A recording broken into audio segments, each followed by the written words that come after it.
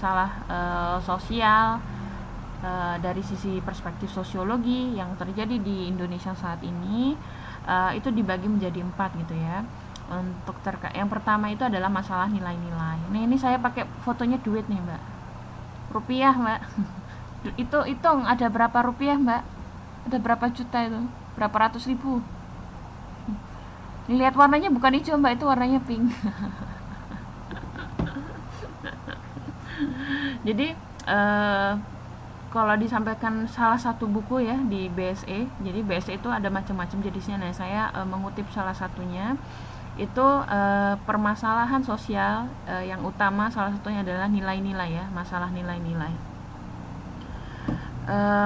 Jadi kalau misalnya dilihat sekarang ini karena saking sibuknya ya dengan berbagai masalah, apalagi duit gitu ya. Duit itu menurut saya adalah sumber dari segala macam permasalahan juga, karena orang misalnya ada kejadian korupsi itu kan karena duit gitu kan, posisi itu juga ujung-ujungnya karena duit gitu. Segala macam itu dengan duit. Nah, ini bisa dikatakan adalah sebagai salah satu bentuk kebendaan atau materialisme. Kemudian nilai-nilai gaya hidup yang konsumtif. Tahu ya, paham nggak konsumtif tuh gimana, maksudnya apa?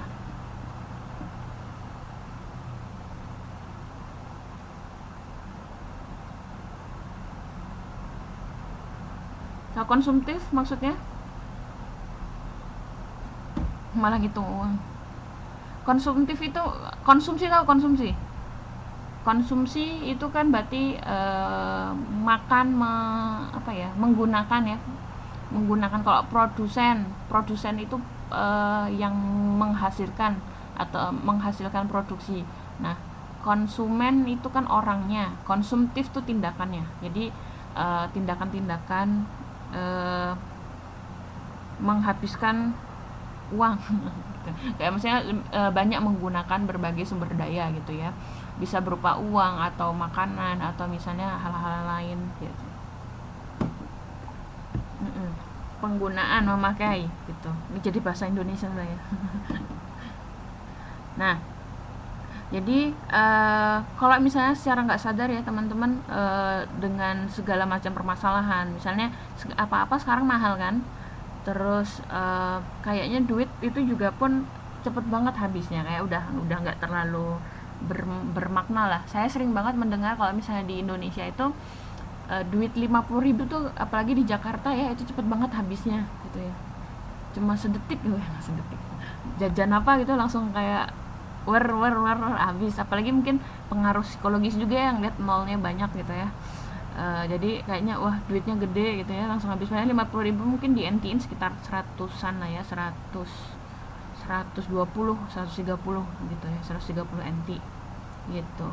Gado-gado 20.000. Gado-gado di mana, Mbak? Jakarta ya. Nah, jadi hal ini tuh juga menjadi penyebab dari segala permasalahan yang lain, termasuk misalnya adanya pencurian, tindakan kriminal. Itu kan juga karena adanya tekanan material juga ya, nilai kebendaan. Kemudian kebiasaan mungkin termasuk dari pergaulan ya. Kalau misalnya ada dikala, saya sering nyontohnya dari sinetron soalnya nih, atau mungkin yang suka nonton gosip acara infotainment,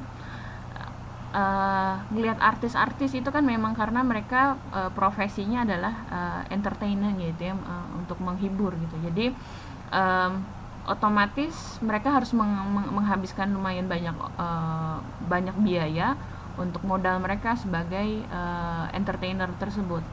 Nah, itu kan kadang secara tidak langsung juga akan mempengaruhi ya orang-orang yang melihat, wah itu artis bajunya merek apa, terus tas merek apa, segala macam gitu. Apa nih? Saya sambil baca nih. Ya mungkin kalau untuk masalah merek-merek teman-teman lebih tahu ya. Saya kurang tahu merek nih. Gaya hidup konsumtif saya tuh lebih habis di makanan sama buku biasanya. Jadi bukan berarti terus ini ya, orang yang konsumtif misalnya yang berlebihan gitu ya, semuanya demi gaya atau demi model mengikuti mode, tren kayak gitu. Termasuk kayak apa, sosialita, tahu sosialita? Pernah dengar nggak sosialita, istilah sosialita? Pernah dengar ya? Saya tuh termasuk yang telat tahu istilah sosialita gitu. Dulu sosialita tuh apa sih kayak gitu. Ternyata termasuk orang-orang elit gitu ya, orang-orang elit atau orang-orang tajir gitu ya, yang ada di kota-kota. Dan mereka terkenal dengan ada beberapa yang beranggapan bahwa gaya hidup sosialita itu sangat hedon atau sangat konsumtif gitu. uh, tapi ini tergantung ya, misalnya tergantung dari perspektif orang menilai, terserah seperti apa kayak gitu. Tapi bukan berarti melihat oh ini pasti jelek atau enggak, itu relatif sih sebenarnya. Tapi kembali pada nilai masing-masing. Kalau kalau menurut saya sih somehow memang dalam beberapa sisi memang berlebihan gitu. Jadi yang uh, tas tas biasa doang gitu ya, harganya berapa berapa sampai berapa ratus juta kayak gitu. Itu beli tas backpack gitu ya, tas ransel bisa berapa puluh ribu ya. Itu kan karena lebih pada prestis segala macam. Nah ini makanya kalau gaya hidup di kota ya, terutama tentang masalah nilai-nilai kebendaan atau materialisme itu sangat mendominasi. Nah ini dalam beberapa kasus lain itu juga menyebabkan adanya kerusakan alam ya. Karena apa tadi? Karena mengejar uang demi mendapatkan keuntungan. Jadi perusahaan-perusahaan atau pabrik-pabrik itu membuat sampai nambang gitu ya, pertambangan misalnya, itu sampai ya dihabisin semuanya, sampai alamnya nggak diperhatikan. Nah jadi di sini teman-teman bisa sambil melihat ya, dari diri sendiri juga, dari sisi sebelahnya, kanan kiri, depan belakang gitu ya, tetangga, teman, segala macam, bagaimana pergaulan sosial dan termasuk faktor kebendaan atau tadi ya nilai-nilai materialisme itu seperti apa. Kalau di desa teman-teman sendiri bagaimana? Ini sebagai bisa ini ya, pengamatan juga ya, pengamatan tersendiri bagaimana perilaku konsumtif di masyarakat desa kita dulu dan sekarang itu bedanya apa gitu. Kalau sekarang itu kan memang pengaruh, salah satunya menurut saya memang pengaruh yang paling berperan adalah ya TV ya, media. Jadi adanya TV, orang jadi lihat oh kehidupan kota tuh jadi kayak gini gitu loh. Terus pernah dengar istilah alay gitu ya, anak-anak layangan gitu ya, anak-anak alay-alay gitu. Itu kalau misalnya dilihat dari sisi sosiologi itu juga menarik sebenarnya, karena bagaimana anak-anak layangan itu menjadi begitu eksis gitu ya, menjadi sebuah fenomena tersendiri. Kemudian mereka pernah tahu juga nggak yang itu apa namanya sih, acara-acara musik yang pagi-pagi gitu, yang apa kalau misalnya dia buat apa ngeramein acara itu kan dibayar, terus bajunya juga buat modal gitu ya, ganti-ganti. Nah ini teman-teman bisa inilah bisa melihat contoh-contoh bagaimana gaya hidup konsumtif. Ini juga tadi ada contoh gitu ya di desanya, salah satunya nggak mau kalah gitu ya, panasan ya, mungkin nggak cuma di desa, di kota juga banyak gitu ya. Termasuk itu ya, kalau misalkan terkait dengan prestis itu juga akan berpengaruh. Kalau misalnya oh tetangga punya mobil baru, wah nggak mau kalah pengen punya mobil yang sama. Atau baju merek apa gitu, saya nggak tahu ya merek apa sih yang terkenal baju atau Louis Vuitton enggak ya, LV, apa sih saya nggak tahu yang lain. Ya pokoknya yang kayak gitu-gitu lah, produk-produk fashion terutama. Nah itu kan lebih pada tadi ya nilai-nilai materialis yang digunakan. Sementara kalau misalnya kembali lagi pada fungsi dasar pakaian, misalnya kan pakaian untuk lebih pada melindungi gitu kan ya, melindungi badan dari benda apa, angin kayak gitu, angin misalnya biar nggak masuk angin kayak gitu atau segala macam. Tapi kemudian fungsinya malah jadi berubah lebih pada prestis gitu kan.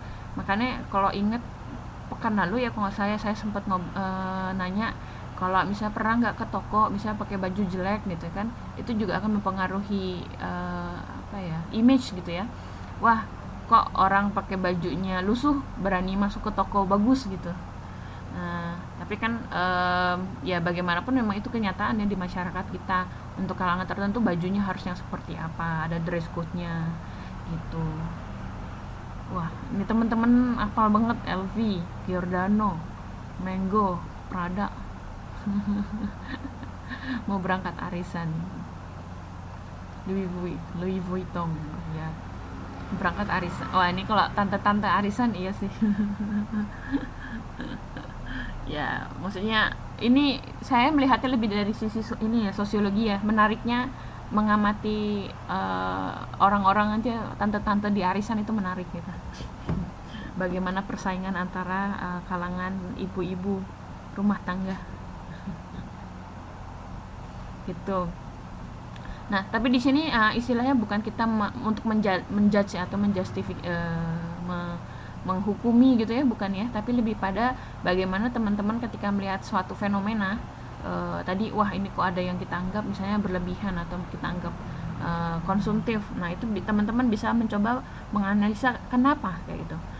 Mengapa kok bisa terjadi seperti itu? Apa yang kira-kira menyebabkan seseorang atau suatu komunitas itu ya menjadi berperilaku seperti itu. Nah, itu teman-teman coba dilatih kekritisannya ya, nggak cuma sekedar ngomongin wah ini norak banget gitu, norak tenan gitu.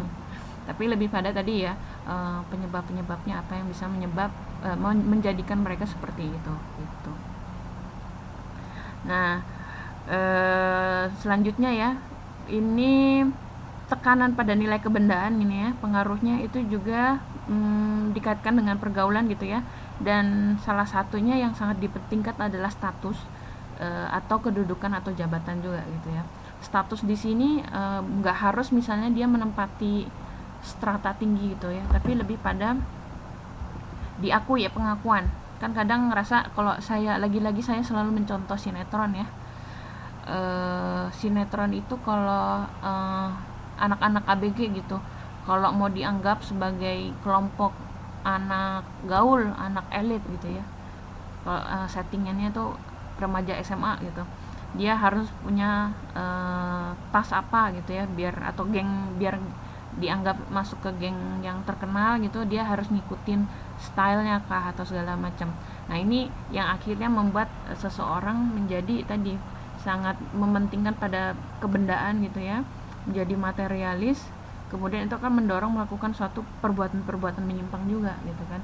Kalau misalnya dilihat kan kayak saya pernah dengar ada kasus gitu ya di desa saya, demi anaknya untuk pergi jalan-jalan gitu, kalau nggak salah study tour gitu ya di sekolahnya, akhirnya si bapak ini tuh berani menjual kambing yang bukan miliknya gitu kan, demi istilahnya kan, karena anaknya kan pengen dianggap istilahnya masuk kepada orang-orang yang mampu, bisa ikutan jalan-jalan gitu kan. Nah, itu kan memberikan tekanan pada bapaknya gitu kan, pada orang tuanya, Pak saya mau ikut jalan-jalan, pengen ini pengen itu.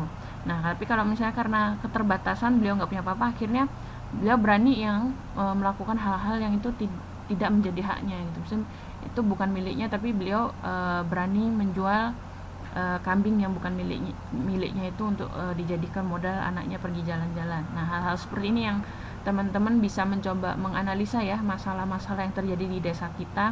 Akar permasalahan dari sesuatu tuh apa sih? Jadi bukan sekedar menyalahkan, wah ini nih mesti gini gitu ya, wah bapak ini atau ibu itu atau si A, si B, si C jelek atau melakukan apa gitu. Tapi harus kita coba runut, dianalisa dari sisi masalah sosial gitu ya, alasannya seperti apa gitu. Termasuk juga kedudukan jabatan gitu ya. Kalau sekarang lagi rame pilpres, nah itu otomatis juga ada beberapa pihak juga gitu yang mengejar-ngejar untuk bisa mendapatkan kedudukan jabatan ya. Termasuk kemarin pileg kan, orang pengen banget jadi anggota legislatif gitu. Bahkan ada yang misalnya nggak terpilih, mereka jadi gila. Nah, itu istilahnya kalau dianalisa sebagai masalah sosial, itu juga menarik, itu fenomena yang menarik. Kenapa kok orang-orang yang waktu itu gimana sih, teman saya itu pernah bilang tingkat elektabilitas